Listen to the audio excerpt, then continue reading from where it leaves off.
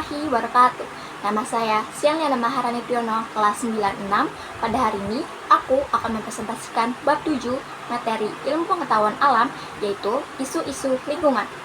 Pernah nggak sih kita minum botol kemasan air mineral di jalan, terus gelas plastiknya langsung kita buang ke got? Atau waktu lihat sampah terbang di jalan, kita cuek aja, karena itu bukan urusan kita.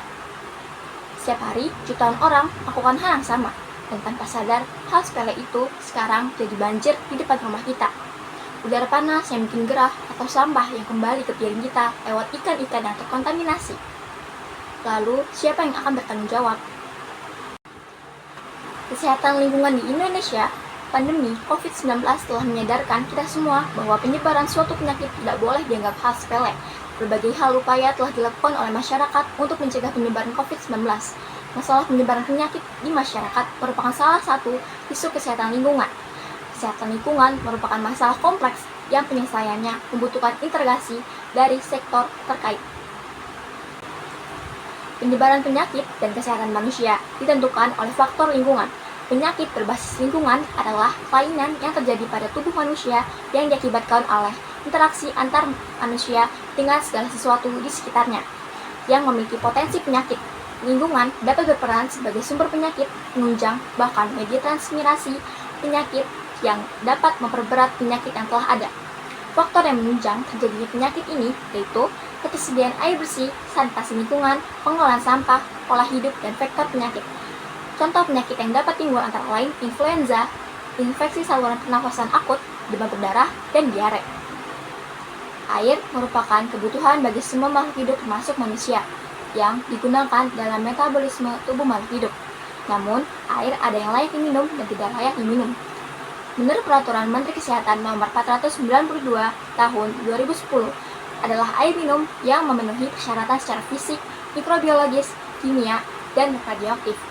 Secara fisik, air yang layak minum tidak berbau, berasa, dan berwarna. Secara biologis, air yang layak minum tidak mengandung mikroba yang merugikan kesehatan manusia. Secara kimiawi, air yang layak minum tidak mengandung bahan kimia yang mengancam kesehatan. Secara radioaktif, tentu saja tidak mengandung zat radioaktif yang tidak melebihi kadar tertentu. Dan sumber air minum melebihi atau minimal berjarak 10 meter dari tempat penampungan limbah. Sumber air yang layak minum contohnya air sumur, sumur bor, keran umum, ledeng, terminal air, atau penampungan air hujan.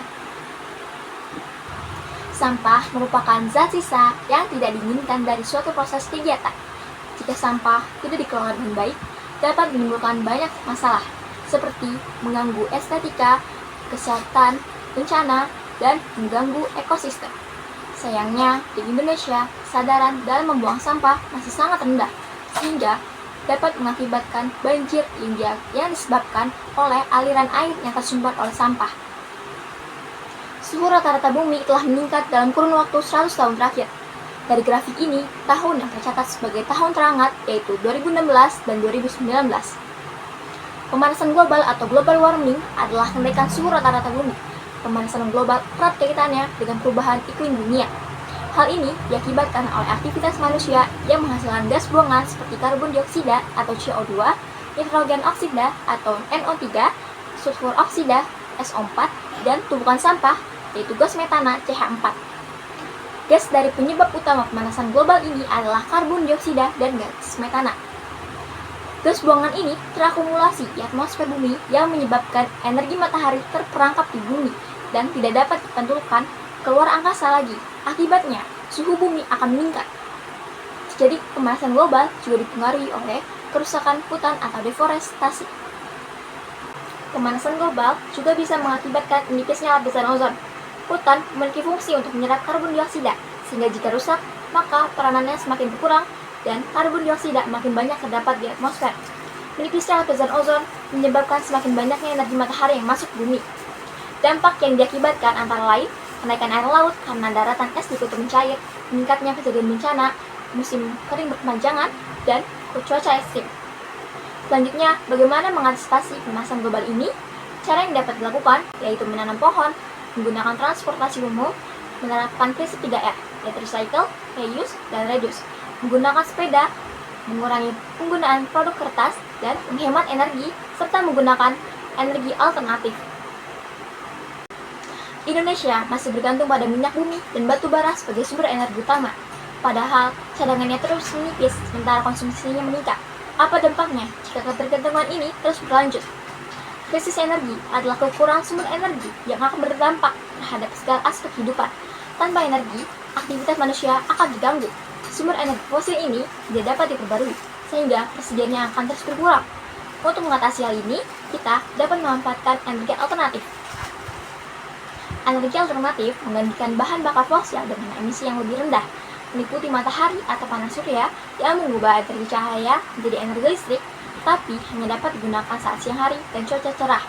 Yang kedua, angin dan air, yaitu PLTB dan PLTA. Gerakan angin atau air memutar turbin jadi listrik. Contohnya PLTB Sidrap di Sulawesi Selatan. Panas bumi atau PLTB, pembangkit listrik tenaga panas bumi yang memanfaatkan uap panas bumi sebagai pembangkit listrik. Yang ketiga, biogas dan bioetanol. Biogas yaitu fermentasi kotoran atau gas metana, yaitu gas metana, dan bioetanol adalah fermentasi biomasa yaitu gula dan pati. Nuklir atau PLTN memiliki potensi besar, namun kontroversial karena resikonya kebocoran radioaktif tinggi. Pembangkit listrik ini belum ada di Indonesia. Indeks Kelaparan Global 2020 menempatkan Indonesia di angka 19,1 yang merupakan kategori aman. Namun, nilai ini sudah diambang batas tingkat serius yang mencerminkan Indeks Kelaparan Global 2020 menempatkan Indonesia di angka 19,1 yang merupakan kategori aman. Namun, nilai ini juga sudah diambang batas tingkat serius yang mencerminkan kerentanan ketahanan pangan nasional. Ketahanan pangan nasional erat kaitannya dengan ketersediaan pangan di suatu wilayah dan kemampuan individu untuk mengaksesnya. Indonesia memiliki ketahanan pangan. Ketahanan pangan erat kaitannya dengan ketersediaan pangan di suatu wilayah dan kemampuan individu untuk mengaksesnya. Indonesia memiliki ketahanan pangan, tapi masih rawan kelaparan. Ketahanan pangan erat kaitannya dengan ketersediaan pangan di suatu wilayah dan kemampuan individu untuk mengaksesnya. Indonesia memiliki ketahanan pangan, tetapi masih rawan kelaparan. Ketahanan pangan tidak hanya bergantung pada produksi, melainkan juga distribusi yang merata. Contohnya pada negara Singapura yang minim SDA, tapi di sistem distribusinya baik. Tantangan pada produksi pangan yang pertama yaitu degradasi tanah. 95% pangan tergantung pada kesuburan tanah. Yang kedua, penggunaan pupuk kimia dan pestisida. Yang ketiga, perubahan iklim dan krisis air. Tantangan pada produksi pangan yang pertama yaitu degradasi tanah. 95% pangan bergantung pada kesuburan tanah. Yang kedua, penggunaan pupuk kimia dan pestisida. Yang ketiga, perubahan iklim dan krisis air. Solusi ketahanan pangan membutuhkan pendekatan ekonomi politik dan ekonomi. Apa sih kemudian politik? Apaan sih anjing? Tantangan pada produksi pangan. Yang pertama, degradasi tanah. 95% pangan bergantung pada kesuburan tanah. Yang kedua, penggunaan pupuk kimia dan pestisida. Yang ketiga, perubahan iklim dan krisis air. Solusi ketahanan pangan membutuhkan pendekatan ekonomi dan politik.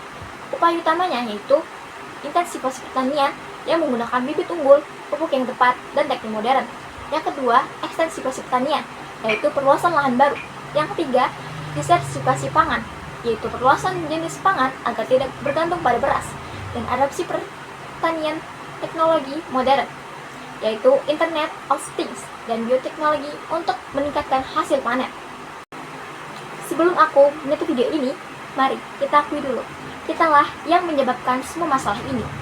Tapi kabar baiknya, kitalah juga yang bisa mengubahnya. Sekian presentasi dari aku, mohon maaf bila ada kekurangan. Wassalamualaikum warahmatullahi wabarakatuh.